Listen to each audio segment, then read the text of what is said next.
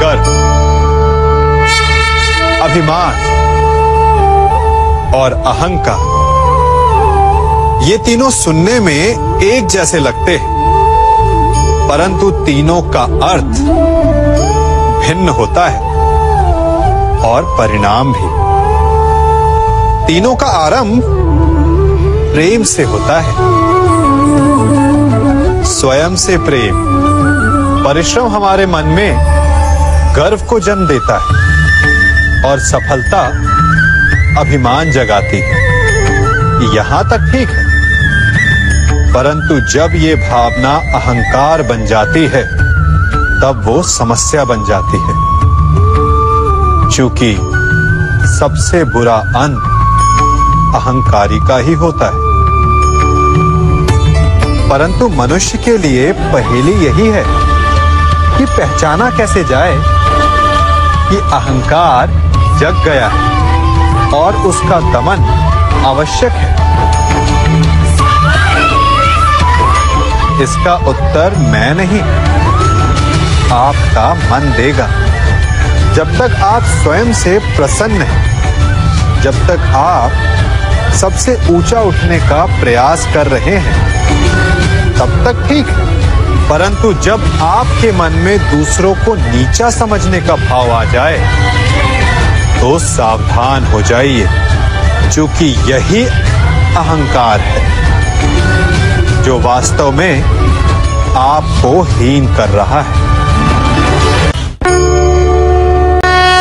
मनुष्य का मन स्वभाव से ही चंचल होता है।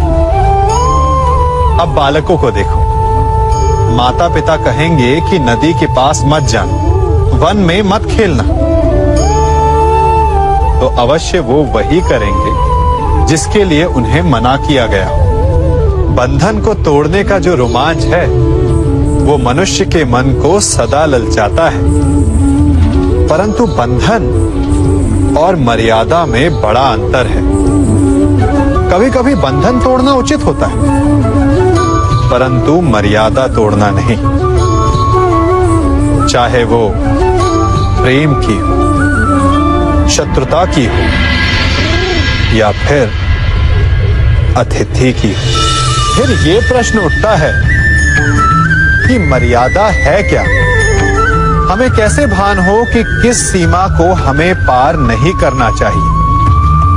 जैसा व्यवहार आप किसी दूसरे से अपने लिए चाहते हैं, वास्तविकता में वही आपकी भी मर्यादा है। जो सीमा आप किसी दूसरे को पार नहीं करने देना चाहते, वही सीमा आपकी भी है।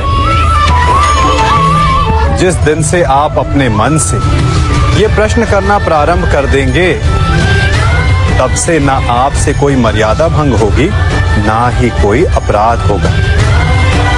कदाचित इसीलिए कहा जाता है कि जब आपका मन नियंत्रण में हो तो आपके हृदय के साथ साथ ईश्वर आपके मन में भी वास करता है, जिससे आप अपनी मर्यादा का प्रश्न पूछोगे तो वो कभी अनुचित उत्तर नहीं देता।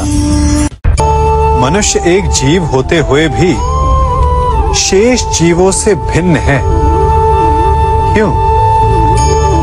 कारण मनुष्य जीवन समाप्त होने के पश्चात भी जीना चाहता है, और इसका केवल एक ही मार्ग है, सम्मान, जो मनुष्य के मृत्यु के पश्चात भी जीवित रहता है। उस सम्मान को पाने के लिए मनुष्य वर्षों प्रयास और परिश्रम करता है, और ऐसे में शत्रु के लिए सबसे सरल लक्ष्य बन जाता है आपका सम्मान।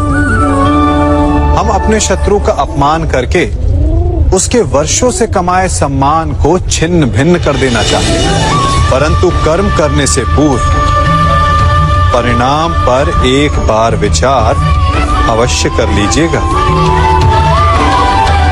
वर्षों से संचित शत्रु के मान को भंग करके आपको संतोष अवश्य मिल सकता है, परंतु वो शत्रु अपने जीवन के शेष हर पल को उस अपमान के प्रति उत्तर में लगा देता है। इसीलिए सावधान रहिए। किसी का अपमान करना स्वयं आपके लिए भी हानिकारक सिद्ध हो सकता है।